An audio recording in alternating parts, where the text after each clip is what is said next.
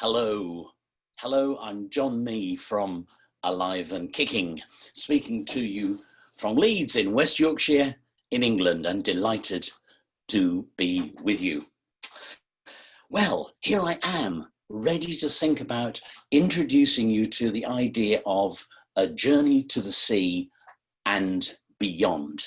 So my job here now is to arm you so that you can work with the young people that you've got at home or in community venues or wherever.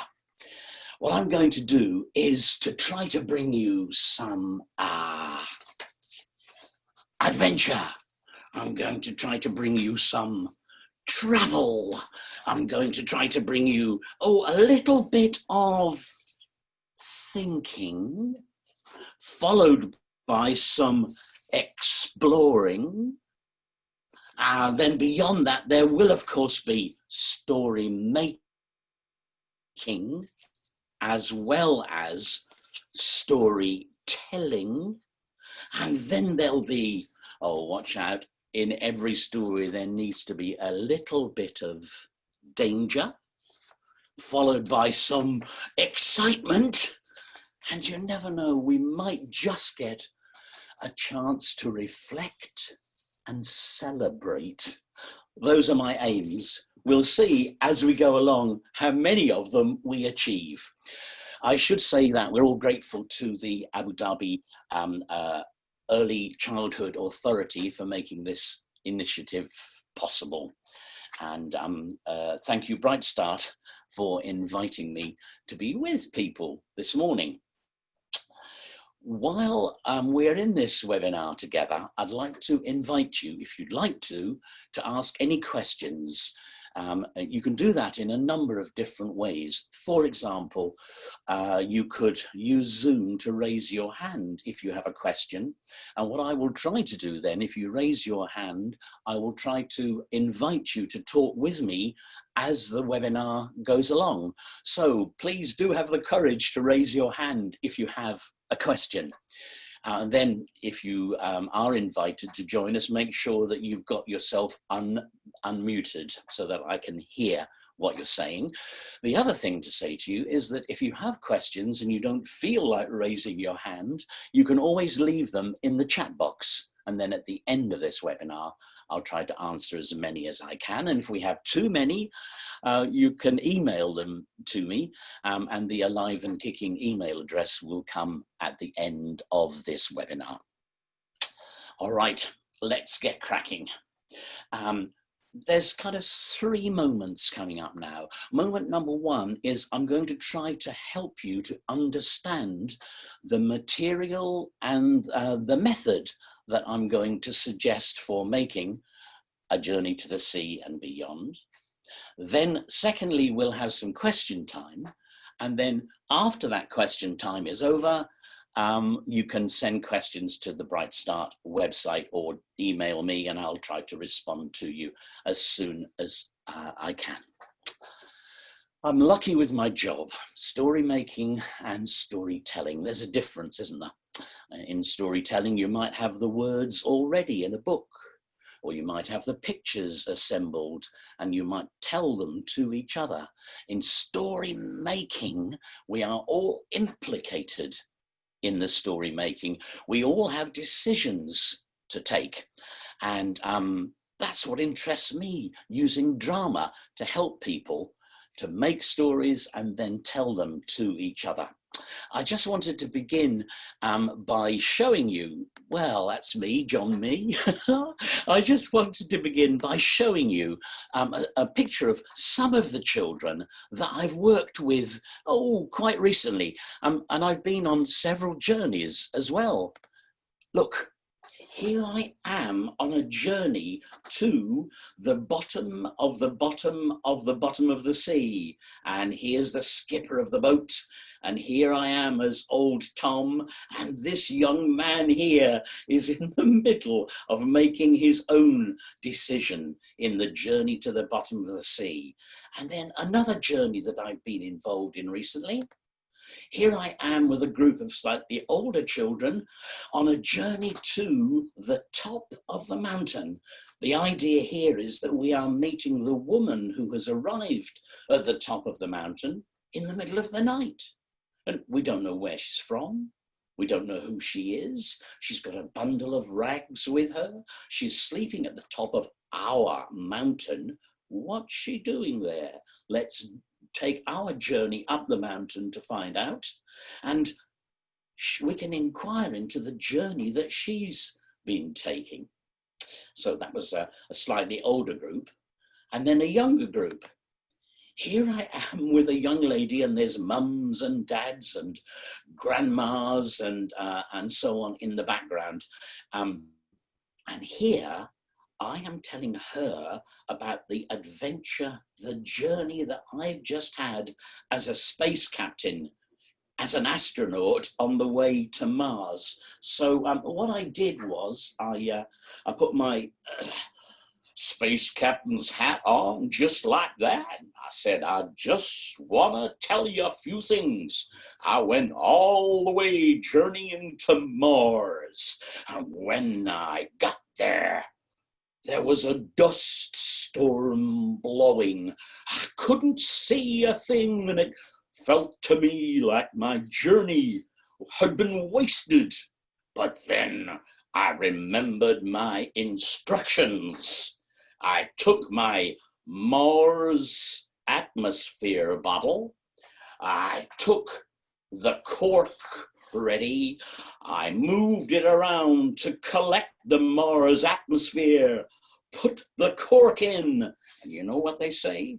If you collect atmosphere from a distant planet, and if you sniff it, you'll be able to see the landscape. Well, when I was there, there was a dust storm blowing. So I brought this back, and I tried sniffing it. And you see, I've got such an old nose here, know what I mean? And I can just begin to see the mountains of Mars, but then it all goes shimmery. And I said to this young lady, I said, would you like to have a sniff from the bottle? Yes, she said. So I held the bottle to her nose, and sure enough, sniff, sniff. I said, any good? Is it working? She said, wait a minute. And then I said, well, you might see some mountains, or you might see the Mars canals, or can you see any valleys? And she said, wait a minute, she said. And all the parents went, really? What's she going to say? And she said, yes, I can see the mountains of Mars. You know, and so that was a particular journey that I wanted to tell you about, so that you might, well, I suppose, get a flavour of the kind of work that I'm involved in. But this one is not a journey to Mars that I'm going to introduce you to. This is a journey to the sea and beyond, and we will find ourselves on an island. So why journeys? Why islands? You know, there is something about going on a journey when we're together. There is something about leaving home. There's something about packing our case, looking forward to things, seeing things on the way. And that's a kind of like idea that I like to follow through in this work as we imagine ourselves on our journey across our island. Why islands? Well, I suppose for a start, here I am where I live. I am in the middle of a big island. I suppose the earth is an island, but the idea of islands mean whichever way you go, eventually you'll see the sea. And as you cross the land, you see different geographical features. Hills, mountains, valleys, forests, rivers, all sorts of things to encounter on the way. And a journey to the sea and beyond, more of that later on, will take us across our island. Why do I use drama? Well, I use drama because it brings things to life. You know, it isn't about reading it from a book, although books are very important in the work that I do. Quite often I use storybooks as a starter. Quite often I write the stories with children as well, and going to invite you to do that for Bright Start, for their website as we go along. They're really interested in seeing what your stories might be. I use drama in order to bring things to life, in the here and now. Not like learning lines and standing on a stage and doing a performance, although performance can be part of it, but really trying to make it feel as if we are in the here and now on our island setting. And you know, the business of using our imaginations, as Sir Ken Robinson writes in his book, The Element. He talks about imagination and the links with creativity. My belief is that everybody is born with an imagination. I hate it when somebody says, that child's got no imagination. It's not true. The imagination is there. And it's our job as parents, as drama workers, as story makers, to support the imagination and extend it. And unless we do that, my feeling is that we're blocked in the chance to be creative. And being creative, to foster creativity, is so important. We'll never really get to Mars, will we, unless we have a creative way of thinking. We'll never really cure illnesses. We'll never really make inventions unless we can be creative. So I'm very keen in working in the imagination.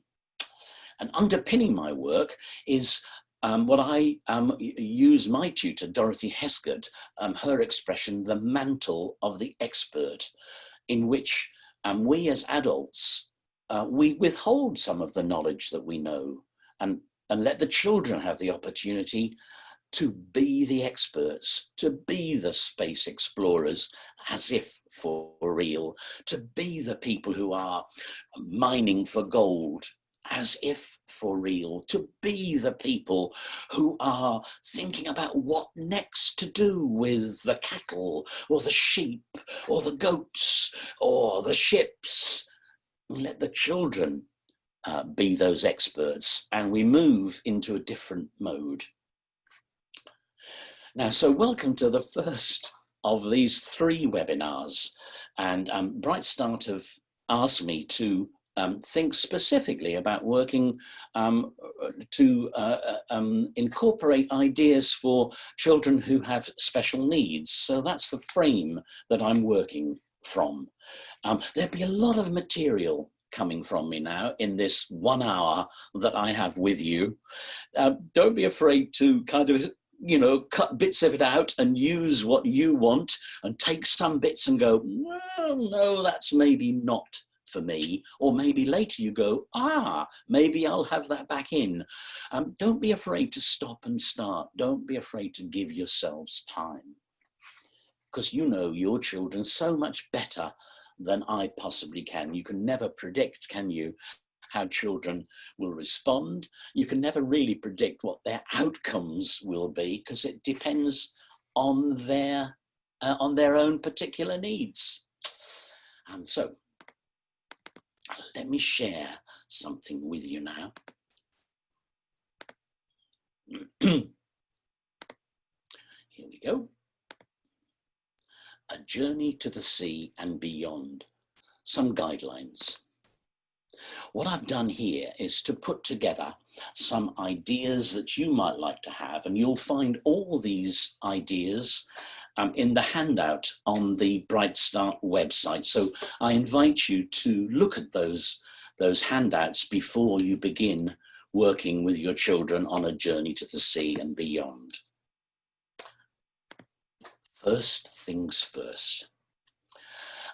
In those handouts, you'll find a collection of pictures of landscapes, because for some children and some parents, building an imaginary world can be quite challenging. And for others, they'll find it really easy. So what I've done is to put a collection of pictures of landscapes in one of my handouts on the Bright Start website. Please make sure you have a look at them. And in another handout, you'll find there's a number of picture maps. Now, these are really important. I'm giving you these as a starting point, so do have a look at those. I'll show you one in just a minute. What you will need in order to make your own picture map is a large piece of paper, and I shall ask you to take the outline of our island from the picture map in the handout. My colleague at Alive and Kicking, Martin Riley, has drawn those for me, and I think you'll find those will be very useful. So here's a picture of one of the landscape pictures that you can see in the handouts. Will our island have a wall like this? Will we have to climb over it? Will we see those distant hills? Will we enter that forest? And here, the first of the picture maps. And what you've got here is the outline of our island.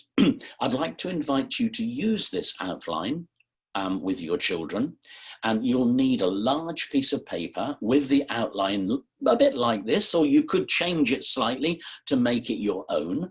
It needs to be big enough to stretch across a table or across the floor. And here is the outline that Martin has made for us to begin from. Our village on the slopes of a smouldering volcano. You might like to think about what that implies. And the coastline. You might like to colour in the sea. You might like to start to think about different features on the island. You could take some time to do that before you started being the people living there. So starting off, some people find that to have a supportive structure is quite helpful, you know, having a particular day and a particular time, and to be regular about joining in together. Other people prefer not to do that and just to do it when it feels like it. You'll know better how you feel about that. There's a reminder there for you to let the children lead the story, to ask them the questions, to have a structure. You've got that picture map, to have that structure there, but you will be supporting, challenging and praising them. Let them be the experts. They'll know about all sorts of things, and encourage them as we go along to add to the story. So like here's what you might do. I don't know, have this on I've got a kitchen notice board. You could have it up there every Monday, Tuesday, Wednesday, whatever day, or every other day, 10 o'clock in the morning. Let's meet together to do a journey to the sea and beyond. And you could make a list there of what you know about the island already and what we've still got to find out. Haha. So here now then is a sort of through line that I'd like to introduce you to. What I've done here is to think about, where are we? What's it like? When is it? And who shall we be? So that we can, in our mind's eyes, in our imagination, we're on our island. Know how big it is. Find out the special things, animals, rivers, lakes. Let the children decide. We do live in a small village. That's important from my point of the story. But you'll see, of course, what the houses look like on the picture map. Let them decide which house they live in. When is it? It's a long time ago, a time of cooking on an open fire, of building houses with the rocks we get from the mountains, a time when the tracks are made of dust, when people travel on horseback or on foot. You can ask them what else we know about living a long time ago, and then who shall we be? Shall I be a farmer?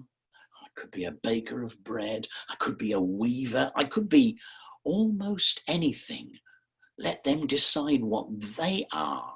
But remember, this is a long time ago, and I've done that deliberately to move away from the temptation to have the internet and telephones and easy ways of doing things. I've done that deliberately to distance it so that we are in a rural setting, depending on each other, being a community together. There's lots of ideas, I told you, didn't I? So make sure that you think about stopping and starting. And as this webinar goes on, I will suggest to you some stopping and starting moments. You will, of course, be able to decide your own. Don't forget to take a break and carry on, depending on how things go. And then going on our journey, my invitation to you will be not for just the children to be enrolled as people on the journey, but for you as well. And if you model being enrolled by being the weaver or the woman who looks after the sheep, you know, or any of the other kind of characters that I'm going to suggest, and you can decide. If you model it yourself, quite often you'll find the children much better at joining in. Don't put any pressure on them. If it comes to a stop moment, do something else, have some fun somewhere else, and come back to our journey later. Bright Start invites you to record your stories. And of course, what I'm suggesting here is that you'll find a lot happening in your story making.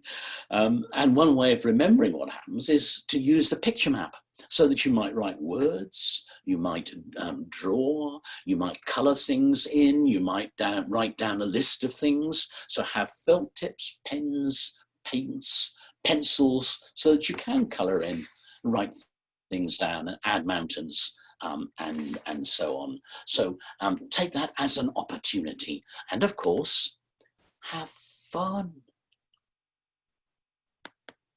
Keep going. And enjoy yourselves. I hope you will. I'm enjoying myself being with you in this webinar. So I just want to remind you really that my frame is that what I'm trying to do here is to model what you might do with your children. And that's as far as I can go, because I'm in a webinar and not in the same room as you. Although if you've got a question, put your hand up. If you've got an idea that you want to try out with me, put your hand up and I'll invite you to speak if you would like to. If not, don't forget you can use the chat room. So in webinar 1 now, I'm going to explore who we are, where we are, what's our life like, our village. And the activities that I will suggest will lead to building your own picture map of the island and exploring who we are. And then in webinars 2 and 3, watch out, there's danger and excitement. Like I said before, you'll find out what causes us to leave our homes and take a journey to the sea. And in webinar 3, it ain't just a journey to the sea. You'll find we've got to go even further, or we've got to make a choice about whether we'll stay put or whether we'll set sail. That's for you and the children to decide, as you will face dangers together. Before this, here, excuse me, are some of my watchwords that I would like to share with you. So there. Sue Jennings talks about the relationship between play and drama, the business of emotional, cognitive, social development. The business about emotional learning, feeling level is so important, and drama enables those feelings to come to the surface and to be portrayed. So here she's suggesting physical confidence, imagination. Remember that link with creativity that I talked about earlier on. So those are some of my watchwords that I take in my mind as I work with young people. Here you might find the mountain range on our island that we could be exploring. These pictures you'll find in the handouts. Here, the stone walls that we might have to climb over. The forest that we might have to go right into. The coast that we'll explore, looking for A distant land. Is there anything on the horizon? Ah, a deserted harbour. Where's our boat? How will we leave? How will we explore? There's one other coast. Ah, look! A distant land off to the east. I wonder, is that through that rainstorm there? I wonder whether that's where we might end up. Will we have to climb these dangerous cliffs? Will we have to work our way across the beach? And then, will we find a house and the old boat? Can you see it turned upside down on the shore? All those things you could show to the children even before you begin, and wonder together what on earth that's all about. Of course, what you will find is that using drama and play will support you in all of this. So, what I like to do before I begin is to make sure that I've got some things ready to use. You've already seen this one. You've already seen this one, but that's a journey that we're not taking today. You could do that one on another occasion. But look, I wonder what this will have to do with in our journey.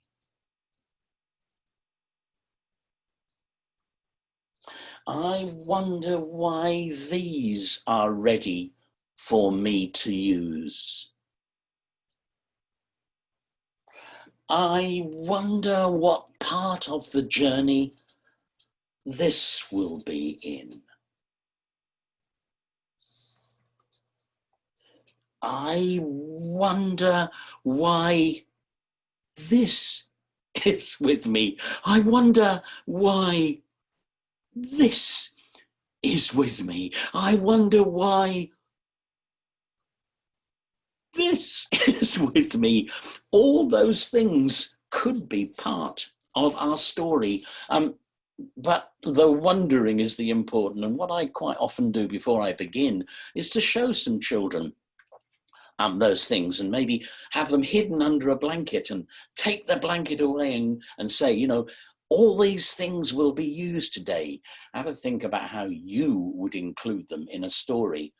And that's always a very, very good story starter, I think. So, for example, there's, look, I've got a handy scarf. You never know when that will come in useful. I've got ready one of these because sometimes they sort of help me to be in role as other people. So let me just tell you a bit more about that. And the reason I've got those is that working with young people to have a multi-sensory approach is really, really important. Not just the words, but sometimes the songs. Wait for the songs, there's some coming. And things to look at, to have as part of the adventure. Remember, I'm trying to help you to model what you might do with your children. That's the frame that I'm coming from. So make sure you're ready with the things you've got and have that big picture map of your own. In a minute, I'm going to show you that picture map again. So do think about making your own picture map before you begin. You might like to show it with the children. You might like to trace it out with them as a separate activity.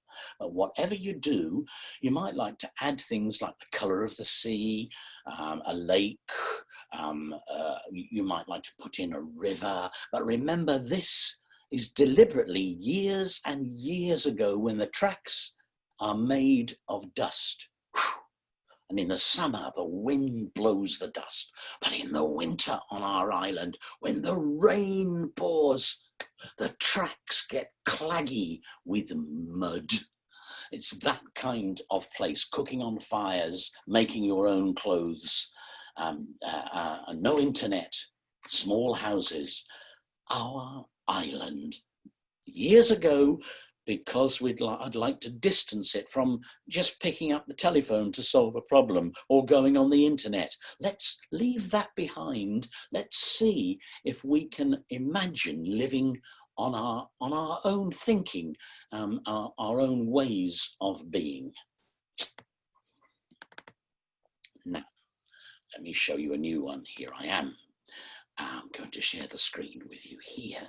Have a look at our map again, the outline map of our island. Here it is. Now, in this one, this lets you start off by looking at the basis. Look, there's the village that we live on the slopes of the slightly smouldering volcano. There's the coastline. And if you like to look closer, there's the picture of our village. There's the picture of us living here on the slopes and farming and keeping the sheep and keeping the goats, while in the distance are the mountain range. A place where we could retreat to if we needed to, a place that might be full of stories. But for a moment, back to the houses where we live. And if you look, you'll see one there, a house with a fence in the front of it. That's where Gordon the goose keeper lives. And in a minute, I'm going to introduce you to Gordon the goose keeper. So please, will you stand by to show video one? Not quite yet, but before then, I wonder which houses you might live in. I wonder, are you at the back there? Or there's one house there that joins on to another one. Is that a big family? Whatever you decide, the thing that I do know for my part of the storyline is that Gordon the goose keeper lives in the house with the fence at the front and the 3 geese inside it. Will you now please play video one?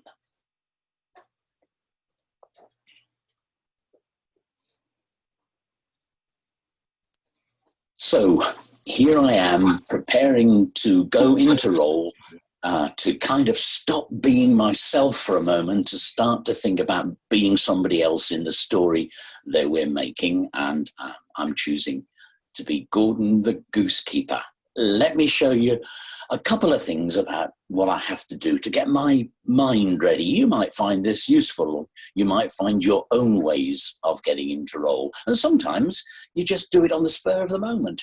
Here I am giving you some ideas about Gordon the goose keeper. I have to think about a little bit about what he looks like. So I get myself one of these for Gordon, and I just tie it around my neck, give him a bit of colour and a bit of excitement. I don't think any goose keeper out in the middle of our island can wear glasses, so I'll dispense with those, and I'll just I'll get a hat, because for me, for some reason, wearing a hat, it kind of helps me to sort of stop being myself and start being Gordon the goose keeper. Hello, Gordon's a name.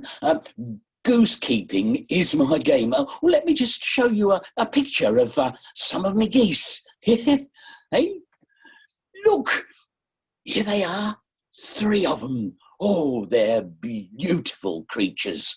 Their feathers are lovely, and when they come towards me, they go honk, honk, honk. You could just do this with me, couldn't you? Are you ready?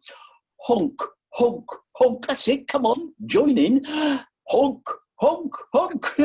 And sometimes, to remind myself of who I am, I have my lovely golden geese. They sort of stand on my mantelpiece in the house. And the other day I thought to myself, I'll not just have those on the mantelpiece, I'll sculpt myself a model of one of my geese. So I got a lovely bit of wood and I turned it into Gloria. That's her name. Because I've got those 3 there that you can see the picture of. And they've all got names as well. They all begin with G, like, well, I'll leave you to think about what best to call those geese. I'll tell you, one of the problems I have with them is every evening when the sun goes down, just do that with me, the sun going down and the moon going up, just do that with me. And the mist starts to rise down the slopes towards my fence and the house. I have to make sure that I get the geese into the shed round the back of my house. So I usually kind of go, can you just do that with me? They're very good at hearing, and off they come, honk, honk, honk. They go round the back of the house. I have to open the shed doors. Just do it with me. And that makes that kind of noise. And then I go, and in they come, straight into the shed for their evening meal. I have to get them in the shed overnight because of the fox. You know what might happen if the fox gets anywhere geese? Well, anyway, there we are. I close the shed door, do it with me. Yeah, just like that. And I lock the lock.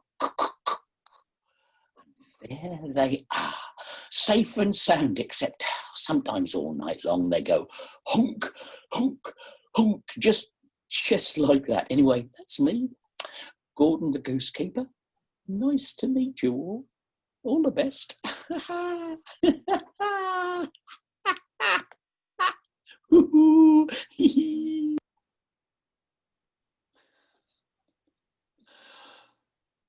So that's Gordon the Goose Keeper, and that's the role that I'm going to use. And if you wanted, you could become Gordon the Goose Keeper, or if you wanted, you could become Charlie the chicken keeper. And Charlie could be very worried because the chickens aren't laying eggs. And Charlie's backstory could be, oh, he's so worried. How can he possibly feed the people in the village? Or you could become Sarah. Sarah the shepherd. Sarah might be very, very worried because the lambs. It's cold at night and she's concerned. She doesn't quite know what to do. And there's one lamb that's been deserted by its mother. What on earth could she do about that? So there's roles that just with a scarf and just with a sheep puppet or a chicken puppet, or something you decide, or a piece of bread and some a white hat. But the important thing is to think about having a backstory. Who are you? What happens in your life? What's it like on a normal day when you're at work, so that you've got something to believe in, something to build your role on, something that, for example, your role might go, oh, there's times in my life when I've been feeling really good and times when things have been quite hard. You'll know what best to do to match your children, because some of the children that you will have will be quite young and others will be older. So in this material, you'll have to decide what's best for the children and you to work with. What I will try to do in webinar 2 is to talk about how you might develop a lifeline exercise for one of those characters. And if there's another adult with you, if there's 2 of you there, or 2 families in a socially distanced bubble safely together in these times, one of the adults could be like the story facilitator, and the other one could be in role. So have a think about that as well. Me, I'll sometimes be Gordon, sometimes be myself. And in webinar 3, you'll see that I shall become somebody else as well. More of that later. So let's go on. That was our houses, the place where we live, and Gordon the man himself. So what I'd like to look at now is this little one here. Here we are, back to the mountain range. Remember this mountain? That's the next thing that gets added to the picture. We started off with the village on the slopes of the just smouldering volcano, and here we are now at the mountain range. A place where all sorts of things can happen, because mountains are always good places to have stories about.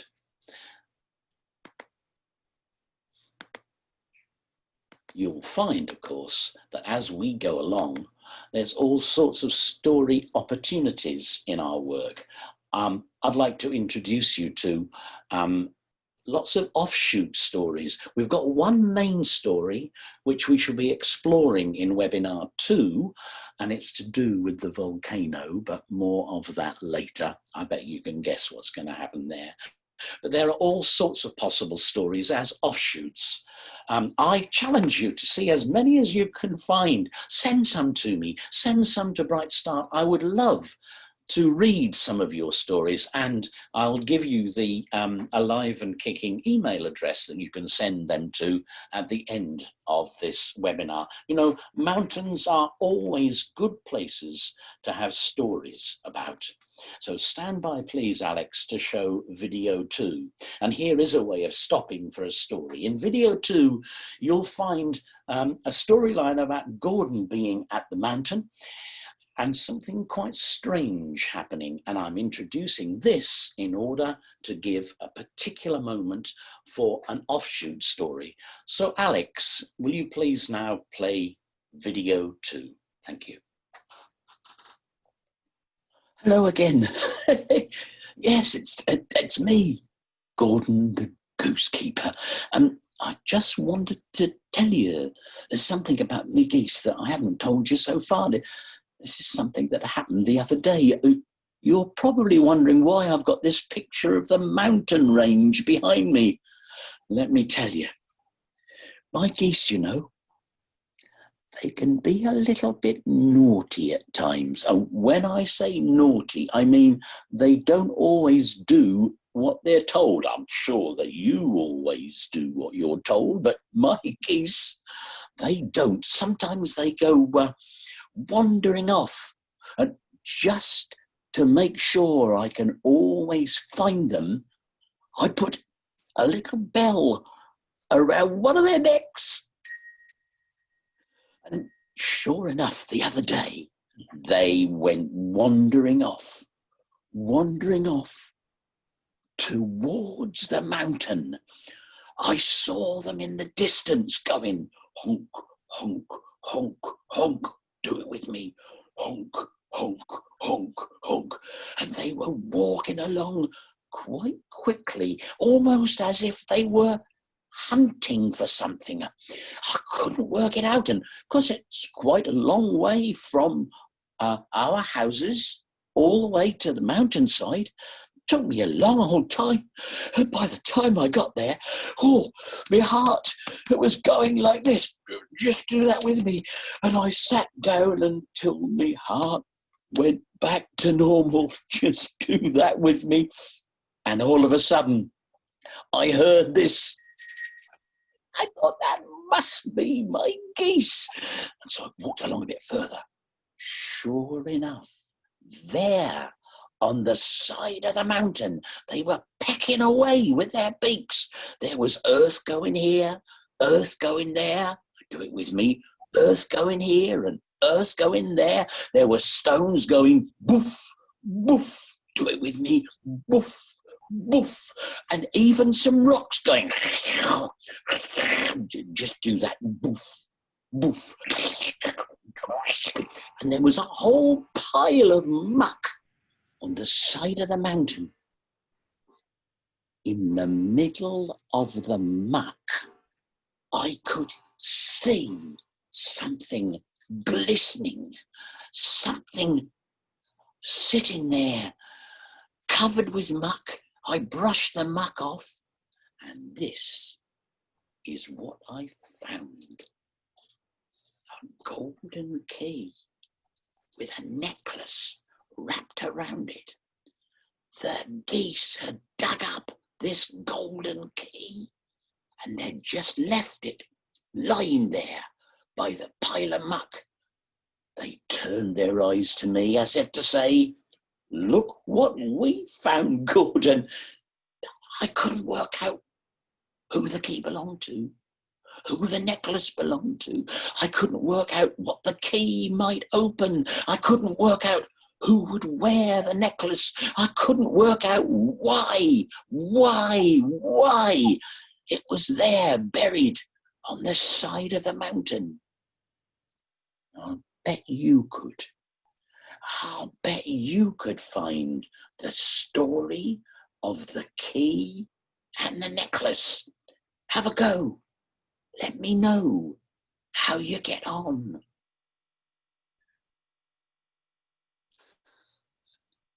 So there we are.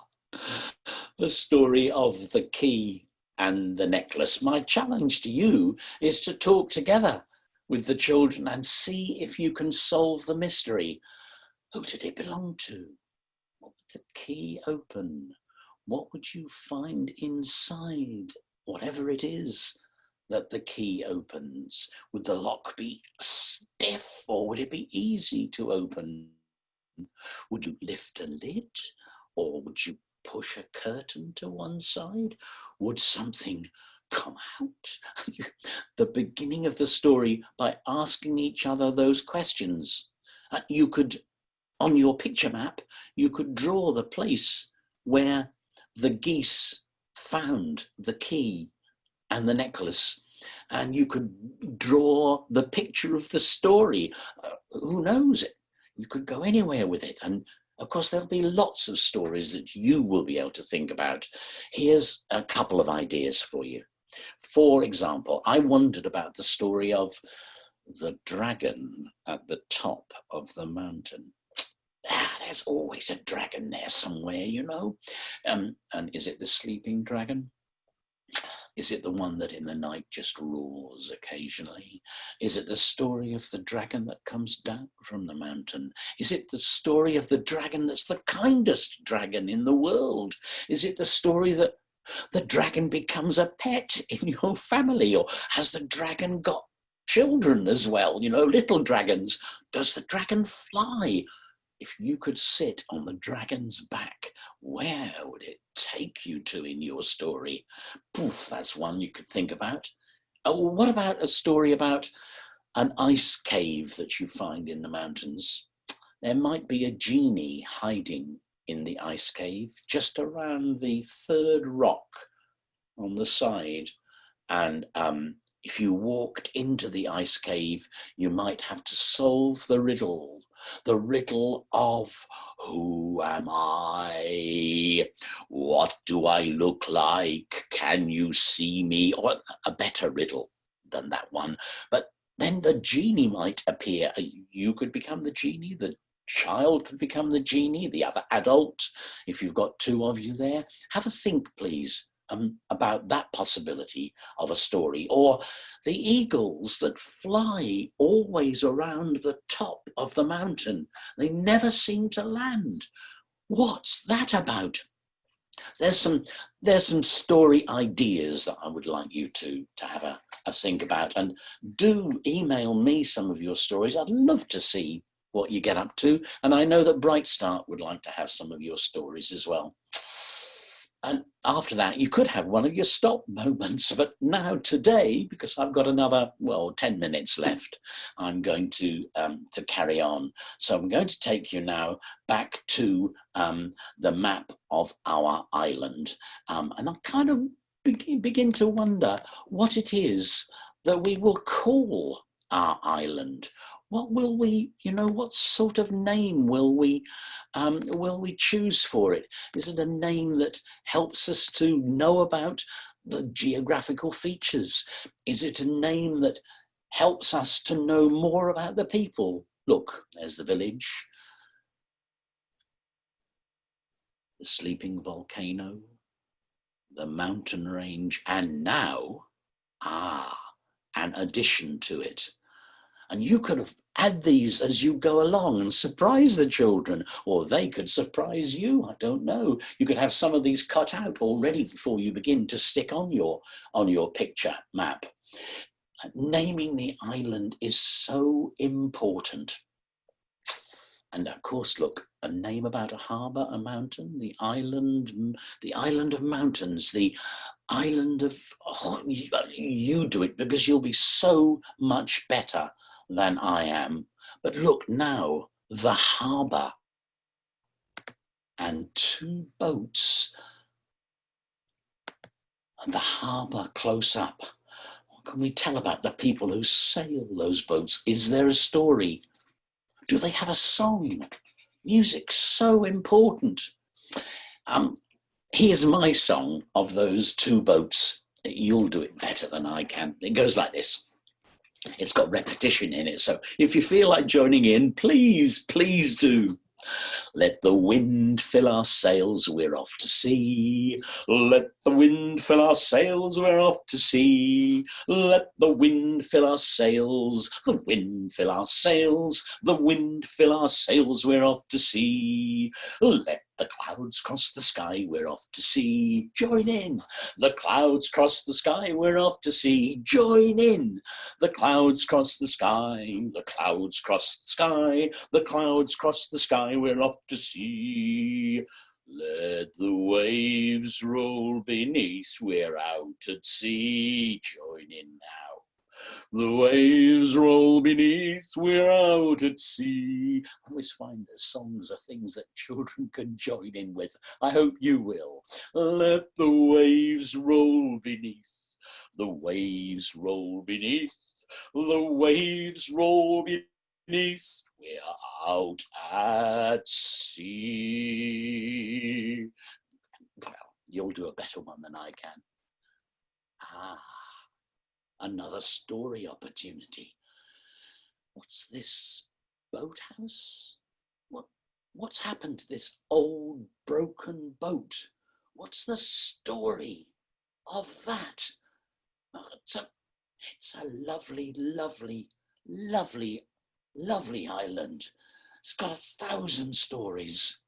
And you can not only be with the children, you can let them play as if they're on the island.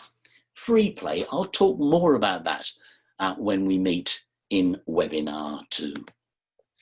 So, to capture it, those 3 locations so far. Good.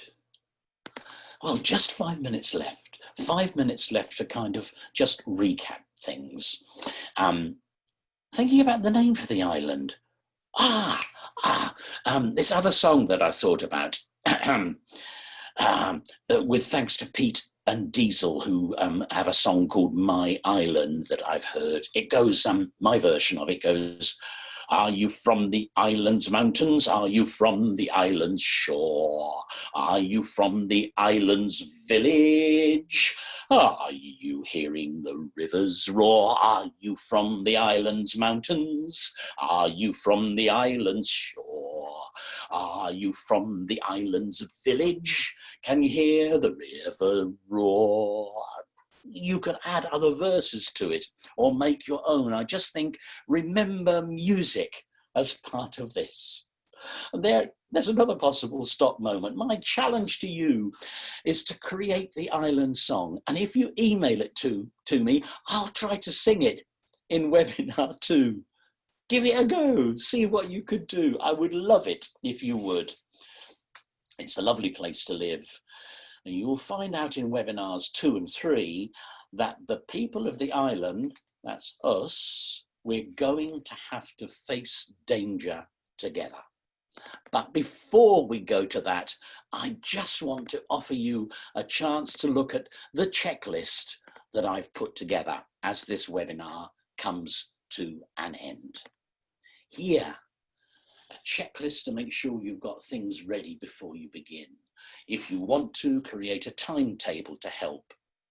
Encourage the children to be the crucible not the pot waiting to be filled. You know, that business of um, uh, educational models in which children learn this, this, this. In this model, it's a chance for them to be the crucible where the meal or the chemicals are put to come together and bring imagination and creativity. Let them wear the mantle of the expert. Here's the questions. Where are we? What's it like? When's this story happening? Who are you going to be? Who am I going to be? What's your job? What's my job? What's happened in our lives so far? What is a day in our life like together?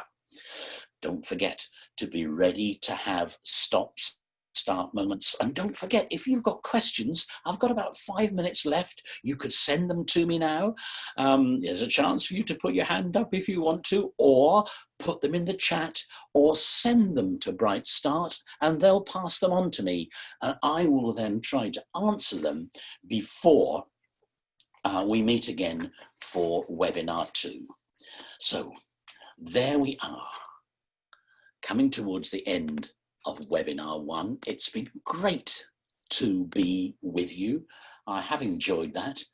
The kinds of questions that you might want to, oh, looky, we have a raised hand, and I'm ready to, if you will please unmute, and I'll discuss with you, please. Hello. I can't hear you just at the moment. I wonder, Alex, if you can help with that. Well, maybe not. All right, not to worry. What I'd like to do is just to think with you about how to begin. Don't forget your picture map. That's one important thing. Oh, hello. Here's a voice. I'm listening. Hello. Hello. No, now the voice has disappeared. Hello, I can hear you. Hello. Hello. Please ask your question. It's the rest of the family in the background. Do you have a question for me? Not to worry. Maybe you can send it on the chat line. That's okay. So have a look at the picture maps. Have a look at the photographs. Enjoy yourselves. And if you get stuck, and have a think. You don't have to do it all in one go. And good luck with the work that you're going to do. Good luck with playing together and enjoying it.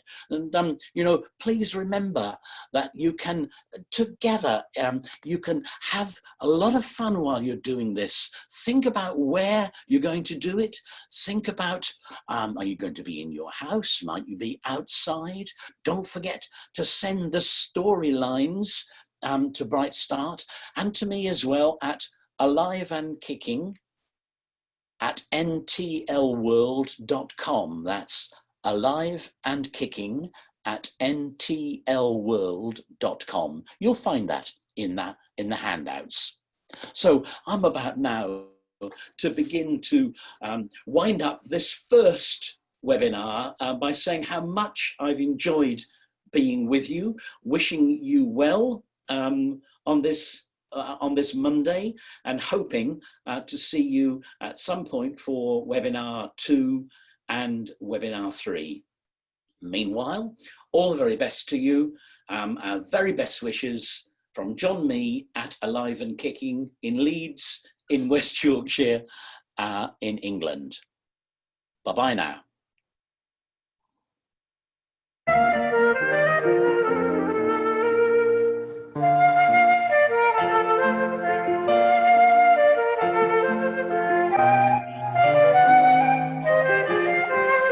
Mag-live na.